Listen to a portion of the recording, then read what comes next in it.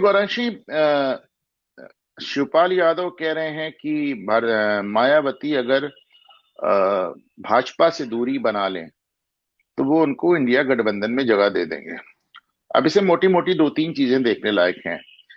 पहली बात, वो जिस गठबंधन में मायावती को जगह दे रहे हैं उस गठबंधन में उनको एक सीट नहीं मिली पिछले चुनावों में। न मध्य प्रदेश में मिली, न छत्तीसगढ़ में मिली, न तेलंगाना में मिली, न राजस्थान में मिली। और उसको लेकर, एक सीट को लेकर कितना मारामारी हो गई, कितनी बदजुबानी हो गई। दूसरी बात, हर स्टेट में, हर राज्य में समाजवादी पार्टी, अखिलेश यादव, शिवपाल यादव, डिम्पल यादव, रामगोपाल यादव, सब परिवार इंडिया गठबंधन के जो केंद्र पार्टी है कांग्रेस, उसको हराने का दावा करते रहे, उसको हराने के लिए अपील करते रहे, कांग्रेस पे हर तरह के प्रहार करते रहे और बी टीम मायावती को बता रहे हैं। तो मतलब ये बात अपने आप में कितनी इलॉजिकल लग रही है कि अव्वल तो चारों स्टेट में इंडिया गठबंधन का जो मेन घटक है, जो मुख्य घटक है कांग्रेस पार्टी, उससे लड़ती रही समाजवादी पार्टी, उस पे आरोप लगाते रहे शिवपाल यादव, उसके वोट काटने का दावा करते रहे अखिलेश यादव, उसके हारने पर अपनी पीठ थपथपाते रहे समाजवादी नेता, और बसपा से कहा जा रहा है कि सब आप भाजपा से दूरी बना ले। ये बात थोड़ी सी समझ नहीं आती। और दूसरी बात ये कि आप उस गठबंधन में बसपा को जगह देने की बात कर रहे हैं जिस गठबंधन में आपको एक सीट के लाले हैं, एक सीट नहीं मिली आपको, और जिस गठबंधन के लोग आपको हवा में उड़ा देते हैं अखिलेश वखिलेश कह के। तो ये दोनों ही बातें हास्यास्पद हैं।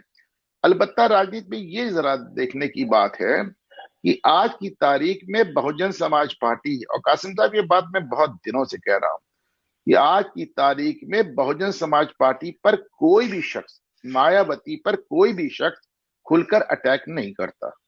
न कांग्रेस, आपने देखा कि इतनी लंबी पदयात्रा निकाली आकाश आनंद ने, पर आप कांग्रेस के राज में जा रहे हैं, वहां पदयात्राएं निकाल रहे हैं, आप कांग्रेस को कोस रहे हैं, आप कांग्रेस सरकार को दलित विरोधी बता रहे हैं, पर कांग्रेस पलटकर आपका नोटिस भी नहीं लेती, बिल्कुल जवाब भी नहीं देती। जिसका कारण मैं हमेशा बताता हूं कि कांग्रेस को इस बात की उम्मीद है कि भाई हमारा आगे पीछे बसपा से समझौता हो जाएगा। आप ये देखें, जयंत चौधरी कभी बसपा के खिलाफ बोलते आपको नजर नहीं आते। आपको तो और जल्दी पल्दी चंद्रशेखर रावण जैसे लोग भी बसपा के खिलाफ जल्दी जुबान नहीं खोलते। अभी आकाश आनंद के आने पे उन्होंने एक ट्वीट जरूर किया था, उसके बाद वो खामोश हो गए।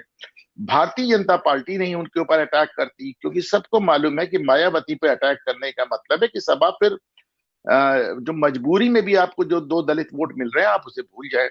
ऐसे में सिर्फ और सिर्फ समाजवादी पार्टी है जो न सिर्फ खुल के बसपा पे अटैक करती है बल्कि सीधे सीधे मायावती को घेरती हुई नजर आती है, उनको भाजपा के दबाव में बताती है, उनको भाजपा का बी टीम बताती है। इसका कारण सिर्फ ये है कि समाजवादी पार्टी आज की तारीख में 2024 के लिहाज से इकलौती पार्टी है जिसको मालूम है कि बहुजन समाज पार्टी उसके साथ चुनाव नहीं लड़ेगी, जिसको मालूम है कि बीएसपी के जिस भी गठबंधन में बसपा रहेगी उसमें सपा नहीं रहेगी, जिसको मालूम है कि मायावती से और बसपा से उनका कोई समझौता नहीं होने वाला है।